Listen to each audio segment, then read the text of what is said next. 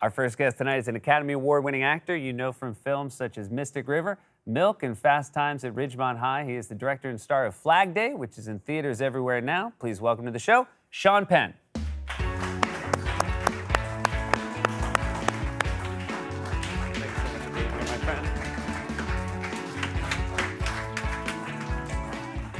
Thank you so much for being here in person. Thanks for having me. This is based on a book by Jennifer Vogel about her father called Flim Flam Man, and it crossed your path years ago. Yeah, I read it almost 15 years ago, I think, and it had a long journey getting to the point of making it, and now we've finally gotten a chance to do that. And this is, like I mentioned, this is about her relationship with her father, and you, in turn, then decided to cast your daughter to play Jennifer. Is that something that occurred to you right away as well when you were reading it? Yeah, in a very unique way with this script. I was at about page 30, and her face just got imprinted on it, and I couldn't get it out of my head. And then it was a question of waiting until she was ready to do it. She didn't want to do it. She just thought that acting was the silliest thing in the world as a profession, as a teenager. And as she came to embrace it more, I think principally as an avenue to be a director, which is what she wants to do, she came into it and is just extraordinary in the movie. She's really wonderful, and you know, she plays someone who is very vulnerable because of the way her father is.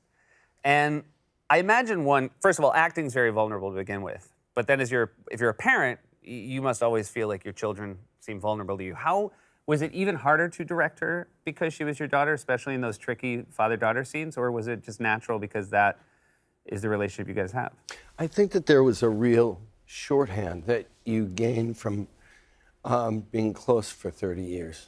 And so somebody calls it blood harmony. When it happens, it can be magic. And watching her, she had always been so uncontrived as a person.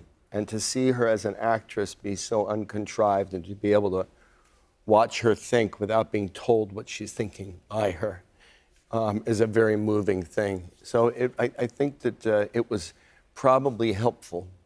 Your son Hopper's in the film as well. Yep.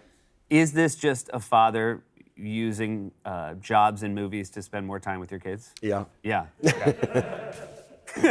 And did it work? Was it good? Was it good family time together? It was great. I don't sleep very well, but when my kids are under the same roof or in some proximity, I suddenly sleep. So I was able to sleep on this shoot in ways I hadn't been before. Yeah, it was, and then I've just been, kind of took the show on the road with Dylan. Doing press for the movie, and so she still gets ball and chain to me sometimes on this. It's a good plan. What was Jennifer Vogel's relationship with the project? Did you talk to her a lot? I mean, obviously, this is so intensely personal to her. Yeah, I mean, we just lucked out that Jennifer Vogel happens to be the most extraordinarily supportive, even of Poetic License. She gets it. She gets film. So she was really a collaborator. And there were times where we were making revisions. We'd always bounce it by her. She came to set a few times. Her book is the movie and then some, because I just tried to express the center core of the story with the movie. But she has the book Flim Flam Man is an extraordinarily well-written book. After this really difficult 18 months, some movies are lucky enough to be in theaters again. I know you appreciate watching a movie in theaters. Is it extra special that this is a film that can be consumed that way as well as at home? Yeah, for me, the fact that it's in the theaters and particularly that it's exclusively in the theaters, because I think that baits those like me, if I'm interested in seeing a film, I don't want the convenience of the small box when something was, as Flag Day was, made for the big screen. And so I was very fortunate, in this day and age that I have in MGM, a distributor, who believed in it that way and gave us this exclusive period. Of course, it will eventually stream.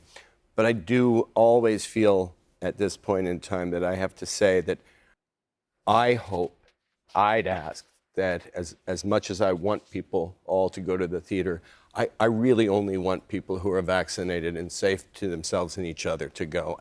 And it will stream, but most of the people who aren't vaccinated probably aren't interested in my movies anyway. Yeah, that's a good point. Do you like watching yourself on a big screen? Or do you have the anxiety of somebody just watching themselves perform? I am not my own aesthetic. Okay, gotcha. You know, as a director, it's why I've never cast myself before. Oh, that's true. So you've directed multiple films. This is the first time you're directing yourself as an actor. Yeah. Were you difficult? Did you find yourself hard to work with? Yeah, no, I found one thing really made a surprising thing, because it's a lot more work, and it's already a 17-and-a-half-hour day job to direct a movie. But I didn't have to, with the principal two actors, which is led by Dylan, but me, I didn't have to negotiate the ego politics that you do. You know, you've given an actor 10 takes on this side, and you come around on the other, you give them 2, and they say, what's this about? And it would have been 4, because you would have done an extra 2 takes to make them feel good, but your focus is on Jennifer, who's the lead in the story, and you really want to put your time in there. So it was easy. That was one thing that offered a little less fatigue. That's nice. I want to come back, ask more, and we're going to show a clip as well. We'll be right back with more from Sean Penn.